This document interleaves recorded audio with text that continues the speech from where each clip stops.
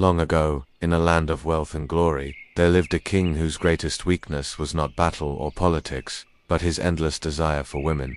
His name was King Arindam, a monarch whose story became a warning for generations to come.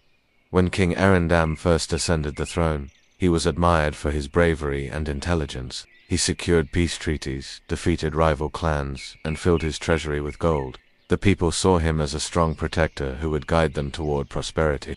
But behind this image, a dangerous flaw slowly grew: his uncontrollable lust. The king was fascinated by beauty. At first it was limited to the queens and courtesans of his harem, but soon his obsession became uncontrollable. Night after night, he demanded new women to be brought to the palace. Sometimes they were noble daughters, sometimes wives of soldiers, and sometimes even poor village maidens. Families lived in fear, knowing the king's eyes could fall on their daughters at any time. His ministers tried to warn him. They told him the people were whispering, complaining that the king cared more for pleasure than for their suffering.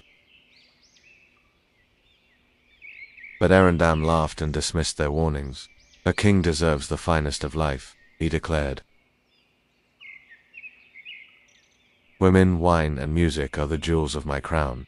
As the king drowned himself in indulgence, his kingdom began to decay. Taxes were raised, not to build roads or help the poor, but to fund his feasts and keep his harem filled with luxuries. Farmers starved, soldiers went unpaid, and the markets fell empty. Yet the palace halls sparkled with music and laughter. Even worse, the king's lust often turned cruel. If a man refused to surrender his wife or daughter, he risked exile, imprisonment, or even death. Slowly, fear spread through the kingdom. The people who once praised their king now cursed him in silence.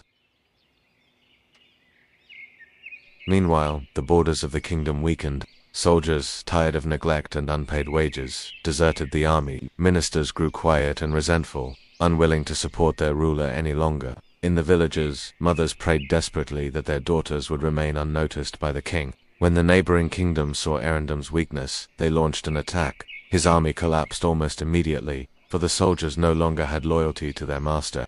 The enemy advanced quickly, and the once mighty kingdom stood defenseless.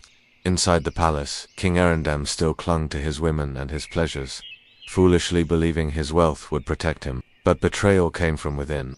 His ministers, disgusted by years of shame, opened the gates to the enemy.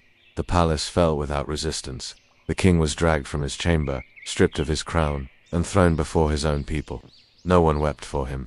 Instead, many cheered, for the tyrant who had stolen their daughters and starved their families was finally powerless. Arindam was not executed, but his fate was worse. He was exiled to a barren desert fortress, far from the comforts of wine, music, and women. There, in silence and loneliness, he withered. His final days were filled with memories of laughter and beauty, but those memories mocked him as he suffered in isolation. At last, he died forgotten, buried in an unmarked grave. The kingdom slowly healed under new leadership, but the tale of King Arindam remained. Elders would tell the story to their children as a lesson. A ruler who cannot control his desires will lose both his throne and his people as love. And so, the lustful king's downfall became not just history. Dear friends, if this story has inspired you, don't forget to give it a like. If you wish to hear more tales like this, hit the subscribe button, and please, share this video with others, because your one small support gives life to many more stories. A timeless warning.